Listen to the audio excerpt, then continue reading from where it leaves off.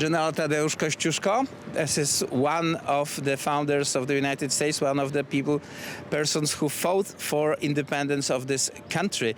He was granted the general status for his achievements in the Revolutionary War. And no wonder he's an important person.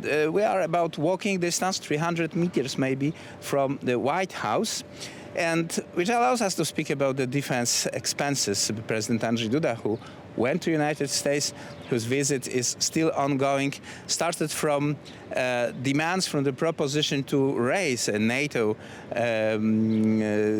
input or the participation of the NATO to 3% of the GDP for member states. And this obviously wasn't really welcomed at the moment, but the arguments are very good. Today, Polish presidents visited Westinghouse company in Georgia to speak about nuclear energy, and also the factory where the Abrams tanks are being rebuilt and remodeled in order to suit the current day battlefield with all the experiences, with all the knowledge we have from the latest conflict in Ukraine. Poland is a military powerhouse, and our expenses, our rebuild and on the army is really appreciated in the world, especially in the United States, where the General Kościuszko is on one of the main squares in Washington, D.C. Aleksander Wierzejski, Poland Daily. $2 miliardy. $2 billion for the purchase of 96 Apache helicopters, 200 rockets, and asking for 3% of GDP for military spending. What tangible decisions have come out of the meeting between US President Joe Biden and President Andrzej Duda and Prime Minister Donald Tusk?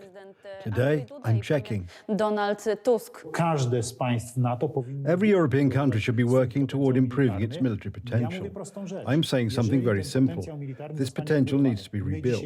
We today are spending 4% of our GDP on defense, and we're rebuilding this potential very effectively. Russia will not dare to attack NATO countries with effective militaries, with modern technology, because it has already learned in the case of Ukraine what it means to come face to face with NATO technology.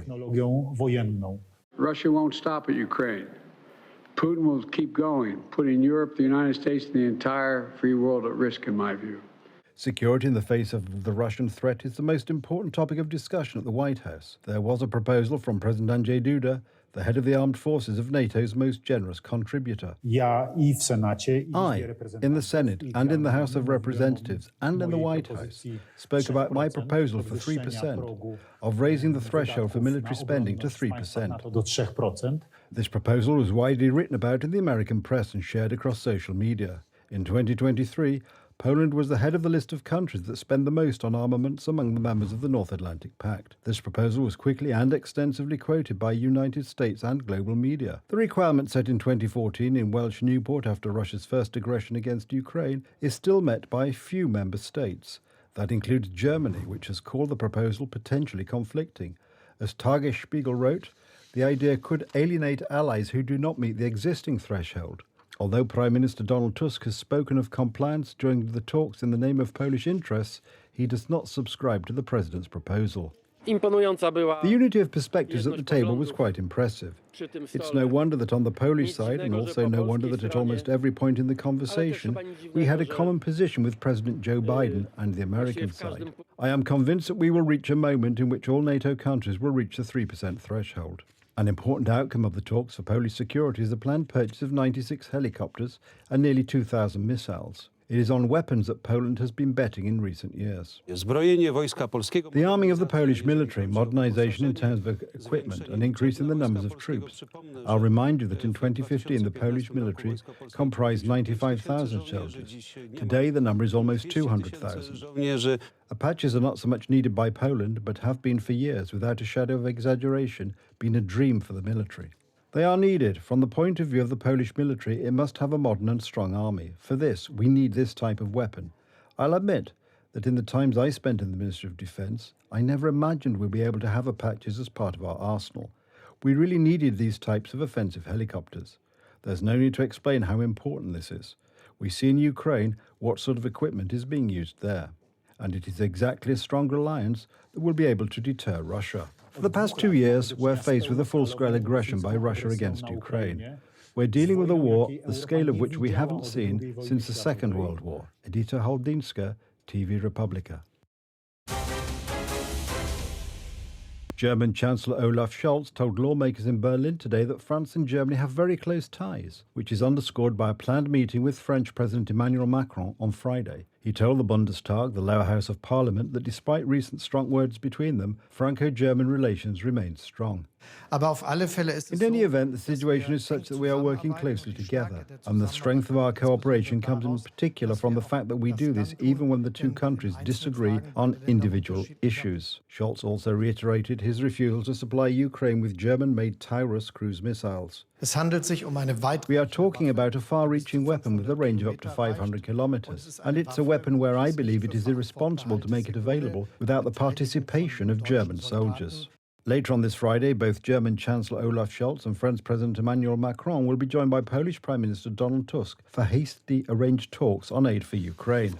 The talks, announced by Tusk and confirmed by a German government source, will be the first top-level meeting of the Weimar Triangle, a platform of political cooperation between Germany, France and Poland created in 1991 since he returned as Polish Prime Minister late last year. I talked to the President about how we mobilise our partners in Europe, Tusk told state-run news channel TVP Info in an interview late on Tuesday after talks with the United States President Joe Biden in Washington. A Weimar Triangle summit was urgently convened for Friday. Scholz and Macron will speak to each other first before being joined by Tusk, a German government source said. The meeting follows tension between the French and German leaders over issues such as Ukraine policy, most recently stirred by Macron not ruling out the deployment of ground troops in Ukraine. Since the new Polish government's formation late last year, there has been only one Weimar Triangle meeting at foreign minister level, but all three countries have voiced a desire to intensify relations.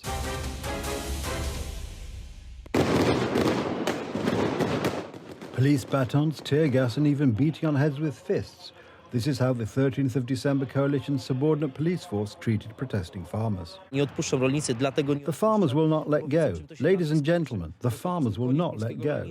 That's why they won't let go, because they know what this will end for them. This is simply the end of Polish agriculture, and let us reach as many people as possible.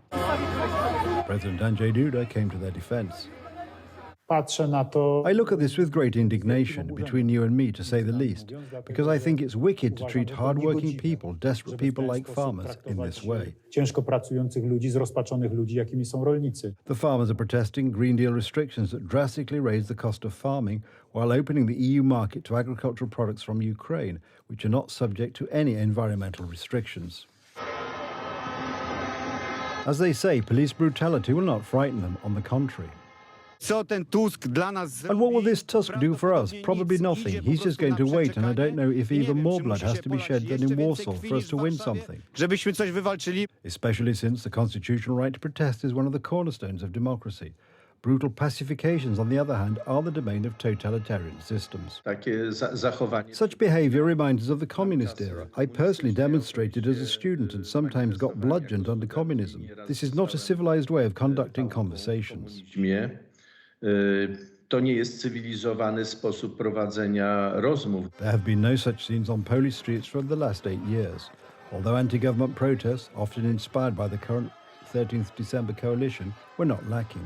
I wonder what today's ruling coalition would say if then such methods, brutal as they were used against farmers, were used against the demonstrators they rallied. At the time, the police did not react even to the most vulgar provocations. And there was no shortage of them, including from politicians of the then opposition and now the 13th December coalition. A state that, when it disagrees, reaches for the truncheon, handcuffs, hand-wringing, beating, instead of talking, even in a dispute on the street, turns into a grim caricature of values, whose mouth is full of from morning to evening. Today they call the baton, handcuffs and beatings smiling democracy. I don't treat them like farmers, I treat them like hooligans. A bunch of provocateurs are throwing cobblestones at Polish policemen, and you are attacking the Polish police. This is how the 13th December coalition defends decisions imposed by Brussels against the will of many Poles. When we speak to these technocrats in Brussels with facts arguments, they are not accepted. Hence the fear that the brutal pacification of protests is only a foretaste of how the authorities will treat citizens of the centralised European state being created before our very eyes. In the face of such violence, similar to that of communism, as heralded in Spinelli's ideology with the rest, in the face of such violence, it is necessary to build a movement of many millions, which will be as strong as solidarity once was. The farmers are not laying down their arms. They are already organising more protests. They are planning a nationwide strike for the 20th of March. They have announced a blockade of all provincial cities. They want to defend their farms until the end, that is, the abandonment of the Green Deal and a halt to imports from Ukraine. A joint naval exercise of Russian, Iranian and Chinese ships and aircrafts entered their active phase in the Gulf of Oman today. The mission for the day includes liberation of a merchant vessel captured by pirates with deployment of helicopters and search and rescue units, Russian Defense Ministry spokesman said. Exercise codenamed Maritime Security Belt 2024 will last until the 15th of March, with practice of live firing on targets imitating aerial and sea drones, according to the ministry. A report by Iranian state television quoted the drill spokesman, Admiral Mostafa Tajadini, as saying that Marine Security Belt 2024 will begin Tuesday in 17,000 square kilometres of water. The drill, he said, is aimed at fostering security and multilateral cooperation, as well as showing the Allies' goodwill and naval capacities. The report said Oman, Azerbaijan, Kazakhstan, Pakistan and South Africa would be observers of the exercise. Russian component consists of Varyag cruiser and Marshal Shapnoshikov frigate. China provided missile destroyer Urumqi, missile frigate Linyi and the comprehensive supply ship Dongpinghu. Iran deployed in part its latest stealth missile catamaran, which came into service in January, Janes reported earlier. The exercise unfolds as United States and British forces continue to deliver airstrikes on Yemeni Houthis, who attack international merchant ships and attempt to hit Western naval targets in the region. Residents of Russian-controlled Mariupol voted in the Russian presidential election today. Election commissions were seen across the city in open areas, some opting to use cars as polling stations. Mariupol was an area of intense fighting between the Russian and Ukrainian forces in early 2022, ending in Russia taking control of the entire city. The city was severely damaged in combat, with numerous civilian casualties reported. In December 2023, Russia's Central Election Commission announced the presidential election on the 15th to the 17th of March will include voting in 4 regions of Ukraine that Russia claimed as its own territory last year. Ukraine has said that any Russian vote in the Donetsk, Luhansk, Zaporizhia and Kherson regions will be null and void, and that it will prosecute any observers sent to monitor voting. Moscow's ability to hold the election in what it calls its new territories is politically important for the Kremlin, but it raises logistical and security challenges because Russian troops only partly control the 4 regions. The areas controlled by Moscow have been placed under martial law. Russia's annexation claim in September 2022, 7 months after its invasion of Ukraine, was rejected as illegal by Ukraine and most countries at the United Nations General Assembly.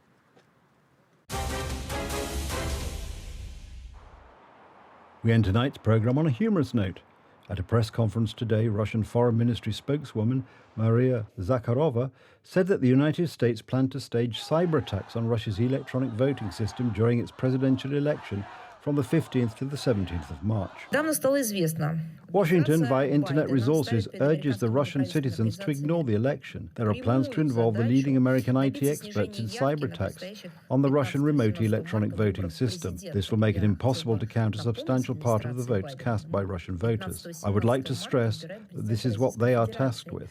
Zakharova also said Washington had tasked U.S. non-governmental organizations with undermining the election by decreasing voter turnout. The Biden administration directly tasked the U.S. non-governmental organizations to achieve a decrease of turnout for the Russian presidential election on the 15th to the 17th of March. I would like to remind the Biden administration that on the 15th to the 17th of March, we are electing the President of the Russian Federation, while the President of the United States of America, you, over there in the United States, will elect the same but later. These are 2 different elections. Her comments echoed similar accusations by Russia's Foreign Intelligence Service made this week.